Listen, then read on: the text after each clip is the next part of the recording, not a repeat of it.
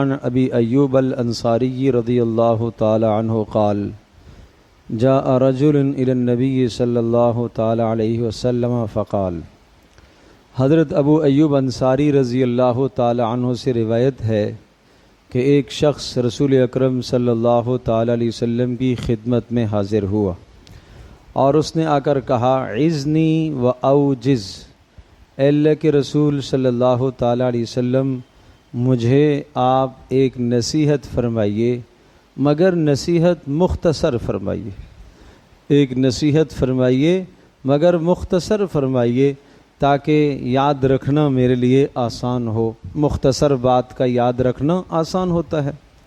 پیارے پیغمبر صلی اللہ تعالی علیہ وسلم نے 3 باتیں ارشاد فرمائی۔ نمبر 1 فرمایا اذا قمت فی صلاتک فصلی صلاۃ مودع، جب آپ نماز میں کھڑے ہوا کرو تو اس طرح سے نماز پڑھا کرو گویا کہ دنیا سے جانے والا آدمی زندگی کی آخری نماز پڑھ رہا ہوتا ہے۔ کسی کو کہا جائے کہ اس نماز کے بعد آپ کی موت ہے اور آپ کا سر قلم کر دیا جائے گا تو وہ کس طرح سے نماز پڑھے گا؟ تو اپنی ہر نماز اس طرح سے بنانے کی کوشش کرو۔ کیوں؟ ابھی عشاء پڑھی ہے تو کون یقین سے کہہ سکتا ہے کہ فجر تک میں زندہ رہوں گا؟ فجر پڑھنے کے بعد کون کہہ سکتا ہے کہ میں ظہر تک زندہ رہوں گا؟ ظہر پڑھنے کے بعد کون یہ کہہ سکتا ہے کہ میں عصر تک زندہ رہوں گا؟ اس لیے زندگی کی ہر نماز ایسی نماز بنا کر سنوار کر اچھی کر کے پڑھو گویا کہ زندگی کی آخری نماز ہے۔ اس کے بعد شاید نماز پڑھنے کا موقع نہ ملے۔ نمبر 2 وَلَا تُكَلِّمْ بِكَلَامٍ تَعْذَرُ مِنْهُ غَدًا، ایسی بات زبان سے مت نکالا کرو کہ کل اس بات کے لیے معذرت کرنا پڑے۔ ایسی بات نہ نکالو کہ کل تمہیں اس بات کی معذرت کرنی پڑے، لوگوں کے سامنے جواب دہ ہونا پڑے یا قیامت کے دن اللہ کے سامنے جواب دہ ہونا پڑے۔ ایسی بات زبان سے مت نکالا کرو، سوچ کر بولا کرو۔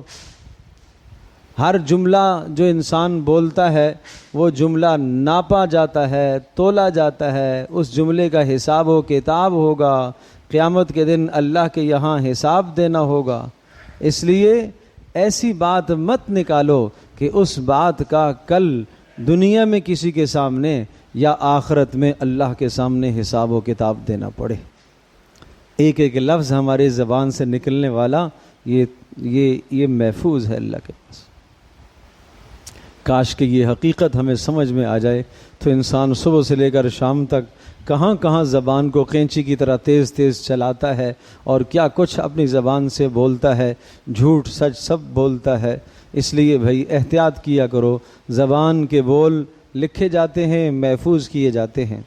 اور تیسری بات ارشاد فرمائی وَأَجْمَعِ الْإِيَاسَ مِمَّا فِي أَيْدِي النَّاسِ، اور جو کچھ لوگوں کے ہاتھ میں تجھے نظر آتا ہے ان تمام چیزوں سے اپنے آپ کو مایوس کر لو، یعنی تمہاری امیدوں کا مرکز صرف اللہ کی ذات۔ لوگوں کے ہاتھوں میں جو مال ہے، لوگوں کے پاس جو چیز ہے، ان تمام چیزوں کی طرف تم نظر نہ رکھو کہ یہ مجھے مل جائے، یہ مجھے مل جائے، یہ مجھے دے دے، اس کو میں یہ کہوں کہ کتنی اچھی چیز ہے، شاید وہ مجھے دے دے۔ طمع نہ کرو، حرص نہ کرو، اللہ کی ذات عالی سے ہر شے مانگو، اللہ کی طرف توجہ کرو، اللہ سے ہر سوال اپنے اللہ سے ہی مانگو، ہر سوال اپنے اللہ سے ہی مانگو، ہر چیز اپنے اللہ ہی سے مانگو۔ تو یہ پیاری 3 باتیں ارشاد فرمائی ہیں، جو آدمی یقیناً ان 3 باتوں پر عمل کرے گا اس کی زندگی سنور جائے گی۔